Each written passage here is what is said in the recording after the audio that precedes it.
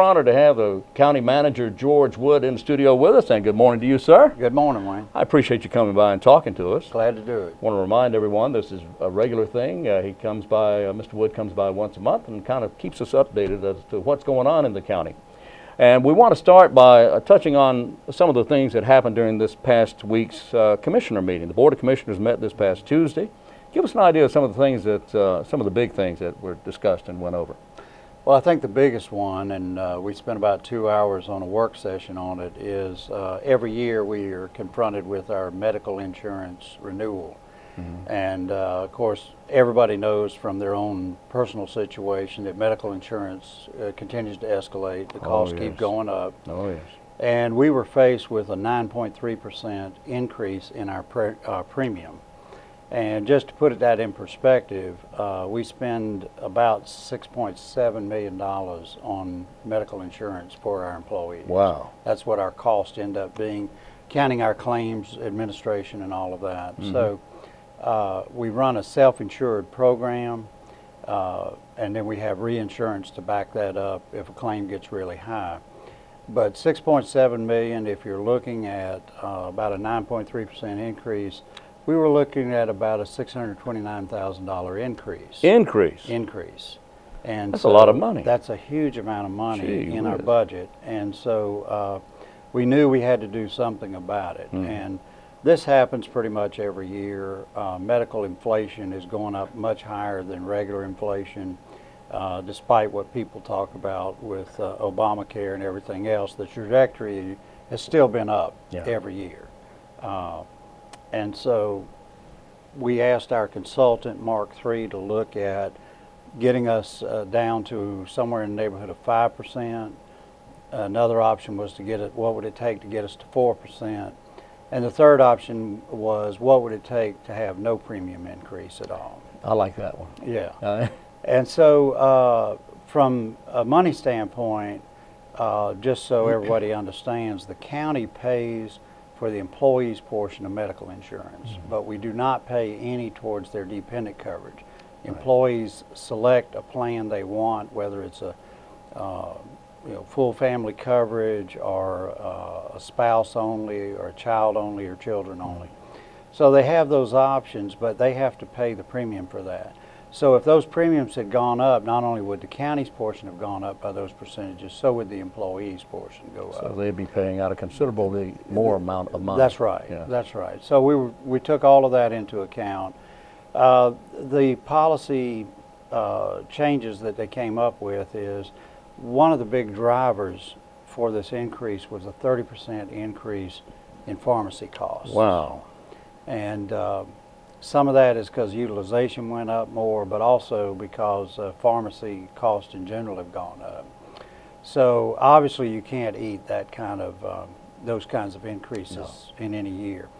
So one of the things we've done is they've added a $150 deductible on the pharmacy, which means our employees would pay the first $150 of their pharmacy bills on the front end, meet that deductible, and then they're okay.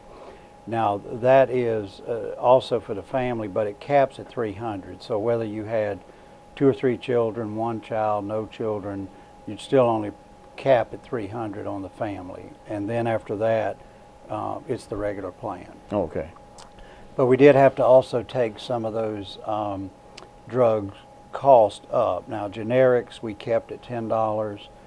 We're taking up the preferred to $60, and then the non-preferred to $75, and then the specialty drugs would be 25% of cost, because some of those can be extremely expensive. Very high. And so we just go with a percentage of that cost.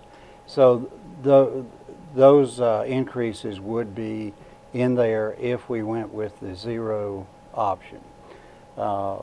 As I told the board, though, you only have so much money from growth in the tax base every year that you can put towards salaries and fringe benefits. And so if we put all of it into this one fringe benefit, then we've got no money for raises. Right. And so we have to weigh what we're going to do there. And I told them that I came down on the side of recommending the zero premium increase so that we had some additional money for looking at annual raises. And that's what they're wrestling with right now. As I said, we had about a 2-hour work session, and I think it was thoroughly vetted. We brought in the consultant from Mark III. He went over everything. I think I probably spent about 20 minutes going over the details before he got there. So it's a tough decision. It's a very tough decision, Yes. but that's part of budget time, and we have to make the decision on the medical insurance first, so that because it ties into the budget. But going back to your original question, the budget process starts in January. Right. We start with capital improvements programs then. All of our department heads have already submitted those. I'm reviewing those now and working on that. The other part is the operating budgets, and those are due back in to our office March 31. And as you know, we had a meeting this past week with all of our department heads going through the details on that. So once our department heads fill all of that out, our finance staff enters it all into the computer records. We have everything ready, and then we start meeting with each individual department. And so I meet with every one of them before we prepare the budget. I also meet with each of the existing outside agencies that we're funding. And then if anybody new makes a request, we'll also meet with them. So you have all these meetings to conduct and still do your other responsibilities as well as county manager. That's right. So the budget time is very difficult, and Very same difficult. thing for our staff, our finance staff. Yes. A lot of, because they're in those meetings as well. The Yeah. finance director, our assistant on the budget, and of course HR is busy because they're doing a lot of the personnel records and things like that. So it is a very busy time of the year. Obviously, though, it's very essential that we have it.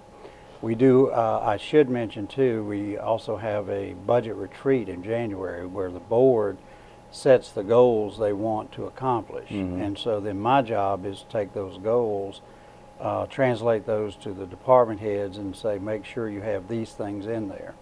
And then we try to fund as many of those goals as we possibly can with the money we have. Let's back up just a second so that we know exactly what we're talking about here. Tell me, what, if you would, define capital improvement.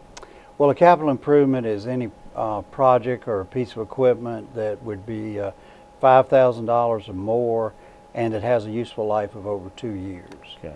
So, you know, a laptop computer would not be one, but if you were buying 5 at a time, that would be. That would be. And, of course, any vehicles, any heavy equipment that we might buy, obviously a building renovation, things of those nature. And what about operating expenses? How would you define those? Well, operating is just the daily cost to run everything. You know, utilities, salaries and wages, benefits, everything it takes to pay the daily bills. That's not capital. That's not capital.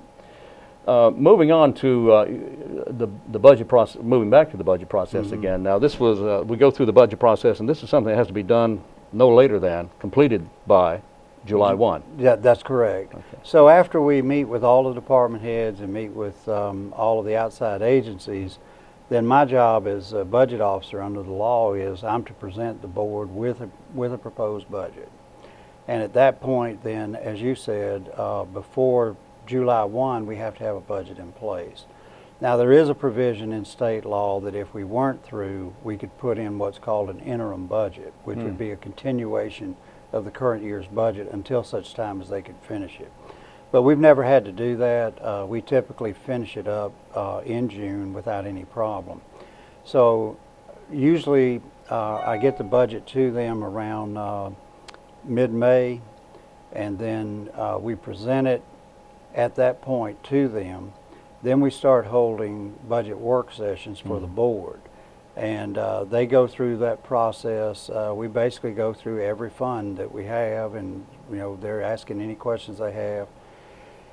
And then at that point, the first meeting in June, we schedule a public hearing on it, and that's when the citizen, any citizen can come in and make any comments they want to make about the budget. And that's the other thing, it's online. Once I present it to the board, within about 2 or 3 days, we have it online on our website. We also put copies, hard copies in the libraries, so that people have an opportunity to see it a couple of weeks before the public hearing, and then they can comment on it. And they can also call us and discuss it, if they want to. And we do encourage them. We to do come encourage and comment, them to because that's come. how we know things. That's right. That's right. And so typically the public hearing is our first meeting, which is the first Tuesday of June. Okay. And then they adopt it on the second meeting of the month, which is the third Tuesday in June.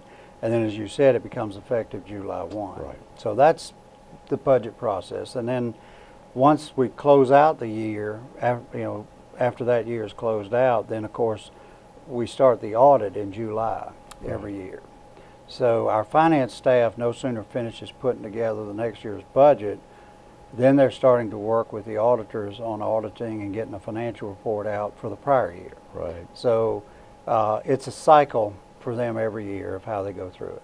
And the reason I mentioned July 1 is because that's the beginning of the next fiscal year, and that's why we have to start so early in January. That's correct. Takes about 6 months. Takes about 6 to go months. through it. That's right. And you can't do it too soon because you want to have good numbers. Yeah. And so when we start when we have the meeting with our department heads in March, we're able to give them February numbers. Right. So they've got 8 months out of the 12 months that are solid. We know this is what's happened, and then they're able to project the last 4 months. All right. I want to move on now to Wayne County growing with everything we've got going on. We've got a lot going on right now. We do. We have the new detention center. That's right. Man, that thing is moving along. It is moving along great.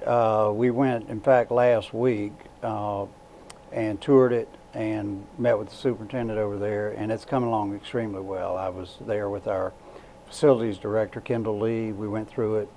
Everything is on schedule, and that is programmed to be ready in October. So we're moving forward with that very rapidly. It'll be here. Well, I tell you, those guys out there building that facility have done an amazing job. They work in all kinds of weather. I mean, yeah, it's amazing with the not cold weather, but wet weather that we've had, that they're still on schedule. Yeah. But that's credit to Daniels and Daniels. I think they've done a great job on it. The convention center is moving along quickly. Yes. We're meeting now with the architect every 2 weeks, along with the construction manager at risk. I think we had told everybody before, we've hired T.A. Loving to do that. So they'll be heading up the construction on it. So now we're meeting every 2 weeks with the architect, nailing down the real details now. Yeah. We had the conceptual plan of it, had the floor plan, what it's going to look like on the exterior. I think everybody's seen the pictures of it. Now we get down to the nitty-gritty, what color carpet and what are we going to do, what kind of floor covering, paints, all of that different stuff. The Maxwell Agricultural and Convention Center? Yeah. Maxwell Regional. Maxwell Regional. That's so right. The initials we're using, Wayne, are MRAC. MRAC. That's a little easier than that big mouthful. Yeah, that is a mouthful there. But I like that, MRAC. Yeah, but it's coming along. We hope that we'll have the plans finished June. At that point, we think we can already have the CMAR could have bid out the site work, because remember they're going to bid out to subcontractors every component of the work. So that we can do the site work only, hopefully get that done in June and start cranking up. And looking for the first shovel to be dug? Probably, I would say July. July? Yeah, with the site work. And then the actual construction probably August to September. And we're looking at, tentatively right now, we're looking at a January of 18 opening date. 2018. That's moving along very quickly. It is. But wow, and what a facility that's going to be. It's going to be a tremendous asset to this community. It really is. All right. And our agricultural offices, as you know, are in some pretty old buildings. They're not adequate space for them now. So this is going to be a big improvement for our agricultural center. And then the convention center part we don't have anything that approaches what we're going to be building there. That's right. The Wayne County Board of Commissioners meet twice a month, the first and third Tuesday, and the public is always invited to attend. And I want to thank George Wood, our county manager, for being with us today, and I thank you, sir. Glad to do it, Wayne. And if you have any questions for our county manager, you can email. Yes. Can they do that? Absolutely. It's Okay. on the website. It's on the website, which is our brand new website at waynegov.com, waynegov.com. You can email Mr. Wood at george.wood@waynegov.com. And I thank you very much for being with us. Glad to be here.